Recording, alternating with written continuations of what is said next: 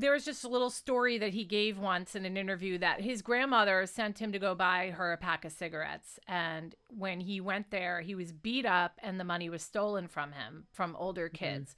He came back and without the money or the cigarettes, and his mother, Janice, said to him, go back there and get the money back.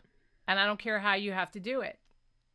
So he says, my mother was basically raising me for the real world. Now, he never said if he ever went back and got the money or whatever, but, you know. I mean, that's not so far-fetched. So we're talking about No, right. 40 years ago, right? In the Yeah. 70s. That's exactly how life was, especially in New York, In New for York, yeah. sure. Like my Yeah, mother wouldn't for be like, sure. go back there and get the money and kick their butt. No, that wouldn't No, happen. no, no. Well, we live in the suburbs, but I mean, like, Mm-hmm. that time period and where they live, that's definitely plausible. Right. So he quotes and he says, she always told me that if somebody hits me, I should hit them back harder. Wow, that is old school. We don't live That's by old those school. rules today. There's a bunch of pansy parents in this world today that are like, "Oh no, don't hit your kid. Don't hit them Yeah. back." And and the principal of schools and the teachers, they're all like, "You can't defend yourself." Now, my No, I know. husband So different. yeah, but my husband So believes that different. you should defend yourself no matter what, and he's told my kids that. There's Right. I got some funny stories about that, but that's for another time. Oh, yeah. Me too. Sadly, he lost his virginity at age 12, and he was very open about that. He would watch a movie called Midnight Blue.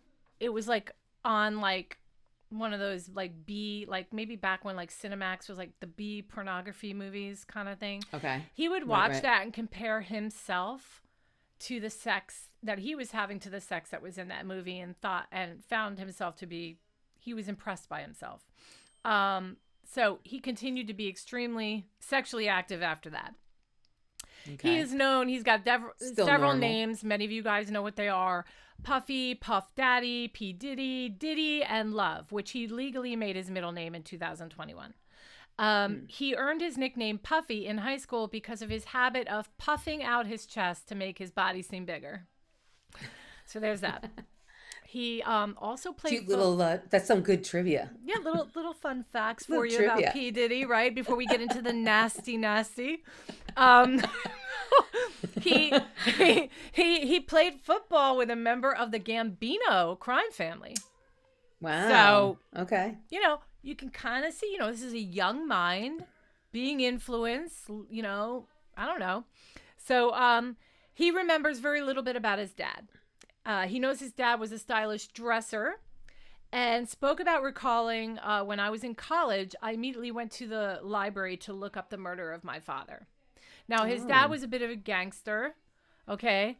And he seemed to hold on to the image that his father was larger than life, a okay. badass, Okay. Okay. He was told by his mother that it was a car crash, but instead he was shot in the head because he was a gangster. So, also, he ran around with Frank Lucas. Now, I don't know who Frank Lucas is, but some of you might know who it is. But, Yeah. Maybe um, he's like a gang member. well, one thing I did read is that Melvin's phone was wiretapped during involvement in a heroin ring, and it is implied he was killed in connection to that. Oh, So, okay. yeah. Okay, so Diddy Combs, whatever you want to call him, he majored in business administration at Howard University. He produced weekly dance parties and ran an airport shuttle service while attending classes. He had, this is very interesting. He had his first girlfriend, and I would like to say it was his last real girlfriend, and I'll tell you why. Because it says that at this time in college, he had this girlfriend, and she broke up. She broke it off with him, and he said that was the time I had to turn all my feelings off.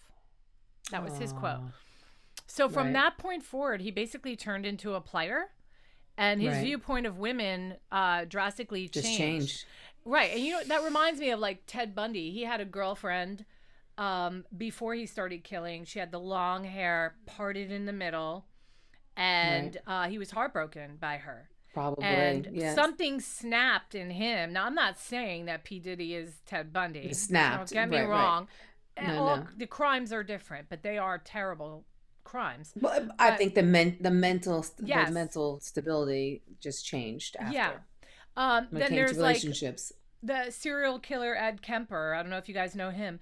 He had this raging anger for his mother, and Mm, he like learned to hate women because of his mother, and went okay. on to do grisly crimes. So I'm just saying that the childhood, losing his dad, A being hard breakup. yeah, hard breakup, being forced to be Yeah, tough uh, like Harlem, and then that now society. Mount Yeah, Vernon, I'm assuming, had maybe an area that wasn't so hot. I don't know. right, right. So anyway, he dropped out to pursue an internship at Uptown Records. There you go, Rob, Yeah, which led to a talent director position. He got that from Heavy D. Remember Heavy D? right. So go ahead. Yeah, Yeah. I'll say that after. So Heavy D was, I don't want to, that song from Heavy D, right? Now that we found I'm love. the worst. Oh, okay. Oh yeah, yeah, Yeah. yeah, yeah. I don't want to get booted Okay, off of YouTube for singing it. So anyway, okay. Combs rapidly rose to the level of vice president and has success producing several key artists for Uptown, but left the company in the early 90s. So So there's he that. pretty much he really did climb the ladder. Oh It yeah. sounds like.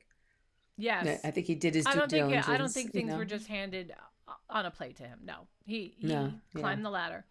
In 93, he started his own production company, Bad Boy Entertainment, working with upcoming and established rap artists, etc. He also worked with Mariah Carey, New Edition, Right. Boys to Men, Method Man, Some girl bands. Babyface, Little Kim, SMV, Aretha Franklin, Mary J. Blige, Faith Evans, and Biggie Smalls, which we all know Biggie Right. was a big deal.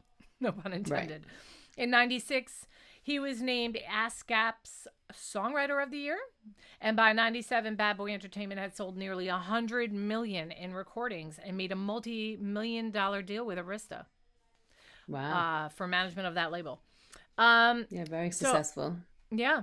So after his friends Biggie Smalls was murdered, that was in 97. Remember, Tupac was murdered on September 7th, 1996. There is speculation out there about P. Diddy having something to do with Tupac's death. I don't know if that's true. Right. Um, Yeah. but he I mean, was, yeah. it's all gang stuff. So, I Yeah, there's mean, no way to know for you know, sure. right. Um, Combs recorded the tribute song I'll Be Missing You with Faith Evans, which topped the Billboard Hot 100 for 11 weeks and launched his Still a first good song. album. Oh, such a good song. Oh, She's so, yeah. amazing. And she was married to Biggie. Oh, shoot. Oh, Yeah, that was really? his wife. Oh, that's Yeah. right. Oh, that's Yeah. right. Yeah, yeah, There's a yeah. really good documentary out on her that came out not long ago, this past year. Um, Okay. and man, Biggie was a player. Oh, I'm He was sure he sleeping was. around with everybody. He had an ongoing affair with Little Kim, I think it is. Little Yes. Kim. And but that documentary is great. Like what Faith went through and how it's really good. Watch it, guys, if you haven't seen it. Okay. Okay. So that began the album No Way Out, which won a Grammy the following year for Best Rap Performance. And Combs released Yeah. his second album, Forever, in 1999. So just some more fun facts for you. He describes himself as a lonely guy, a workaholic with insomnia, who does not have a lot of friends, which is shocking, right? Because he's got an entourage of people around him at all the time. But he Yeah. says, even through that, and this interview was not that old, it, it through all that, he says, I have no friends. Quote, I don't really think I make a good friend, and I wouldn't have the patience to give a friend the attention they need. End quote. Hmm.